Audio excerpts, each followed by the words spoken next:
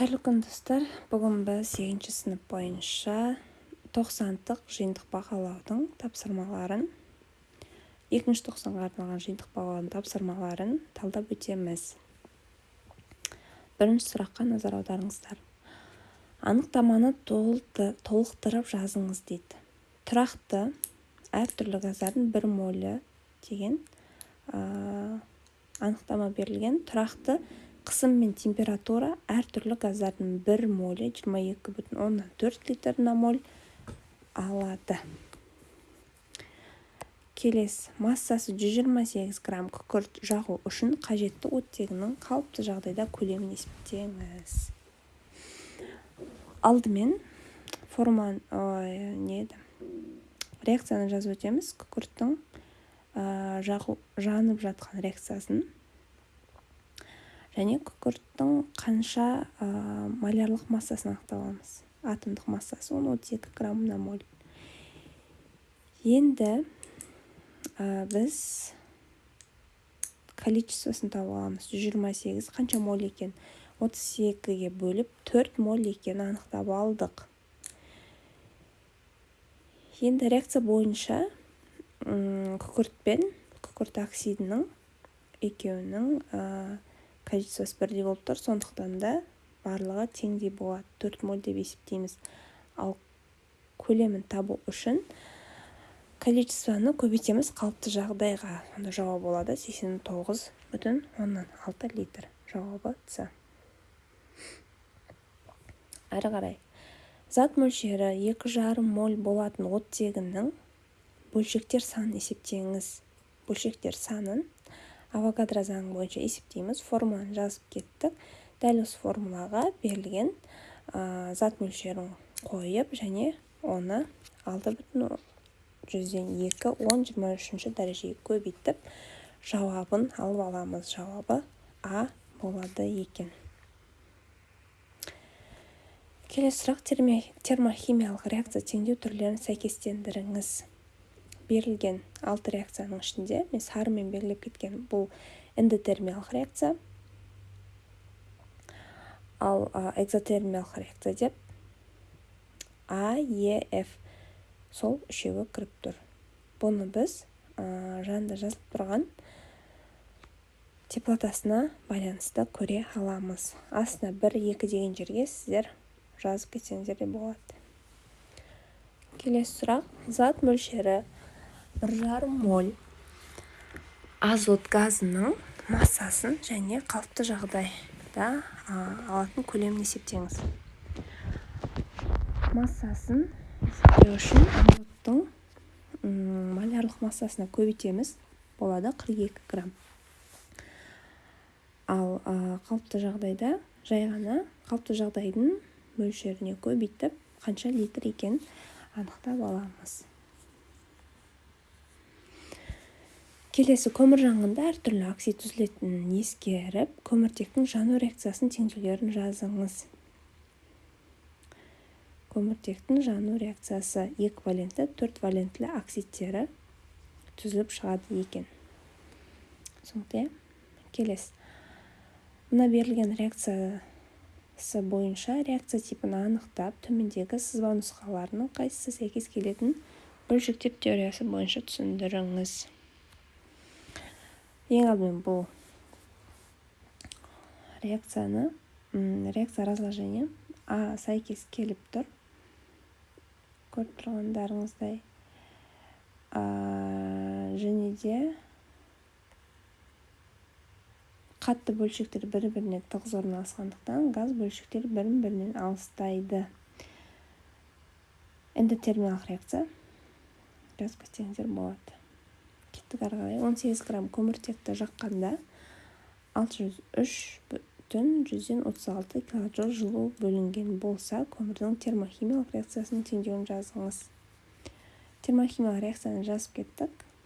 Және пропорция бойынша 18 грамм көміртек жаққанда деп есептеп басынан жазып өтсеңіздер болады екен.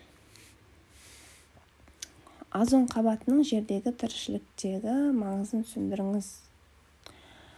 Ультракүлгін сәулелерден қорғайды. жылылық тепе-теңдікті тұрақты ұстап тұру үшін.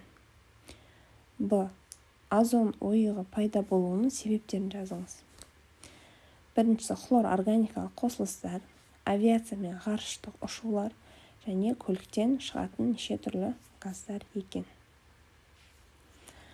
Келесі 96 грамм мыс оттегіне оттегіде жанғанда түзілетін мыс оксидінің массасын және зат мөлшерін есептеңіз.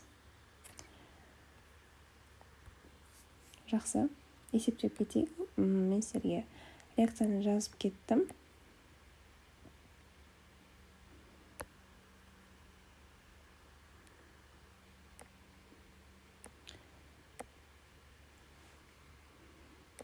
Так, қайда? Міне, реакцияны жазып кеттім. Осы кезде енді пропорцияны қолдансаңыздар да болады негізі. Бізде қараңыздар, мыс 96 грамм. Мыстың молярлық массасы анықтап аласыздар. Ол 64 граммнан моль.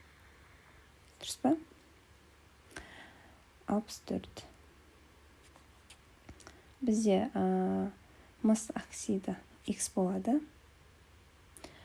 Ал мр мыс оксиді бізде болады 80 грамм на моль. 80. Енді осы пропорцияны шығарып аласыздар. 96-ны көбейтеміз 80-ге, бөлеміз 64-ге. Тең 120 грамм. Міне, жауабы 120 грамм. Зат мөлшерін есептеңіз дейді. Реакция бойынша қарап отырсаңыздар, зат мөлшері 1,5 моль болып тұр. Соңте. Кеттік ары қарай. Зертханада сутекті алудың ең қарапайым әдісі белсенділігі орташа металдарды тұз және күкірт қышқыл ерітінділерімен әрекеттестіріп алады. Мұнда көрсетіліп тұрған суреттегі сутекті жинаудың қандай әдісі көрсетілген. Бұл жерде енді қарап отырсаңыздар, ауаны ығыстыру әдісі болып келеді.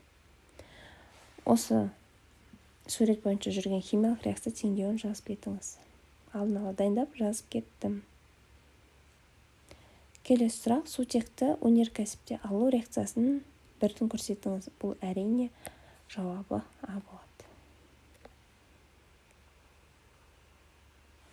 Оттек жер ғаламшарында көп мөлшерде тараған элемент, оның массасы жер қыртысында бізде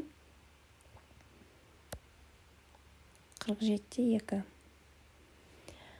Ал оның ауадағы көлемі 21%. Массалық үлесі 23%-ді құрайды. Оттек латынша оксиженім қышқыл тудырушы деген мағынаны білдіреді екен. Кеттік ары қарай. Оттегі зертханада алыну жолдарын реакция теңдеулерін теңестендіріңіз. Міне. Калий хлор О3, калий хлор және О2 алынған. Бұл жерде калийдің санын есептейсіздер, хлордың санын есептейсіздер және О3. Мұнда О2 ғана болып тұр. Сондықтан О2-ның алдында 3 тұр. Демек, барлығы 2, 2, көбейтеміз. 2-ге көбейтеміз. Екінші реакцияда калий марганец отыр, марганец 2 болып тұр. Калий 2, марганец отыр. Марганец О2, О2. Мына жерде алдында 2 болады. Түсінікте? 20 грамм металл. 20 грамм металл. Кальций оттегіне жанғанда түзілетін кальций оксидінің массасын есептеңіз. Жақсы, бұл жерде де дәл жаңағыдай реакцияны жазып өтеміз.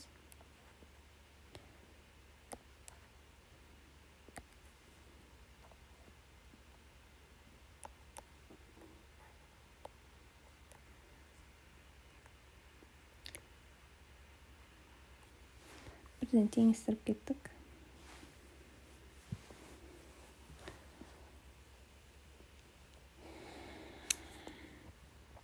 Жиырма грамм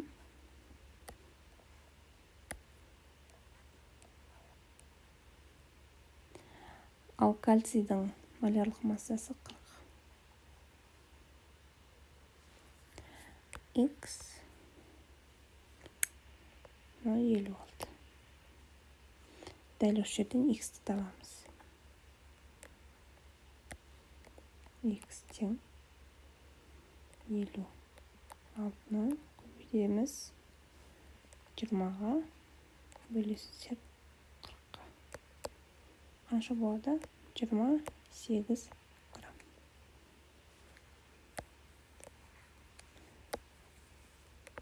Болды. Кальций оксид массасы 28 граммға тең екен.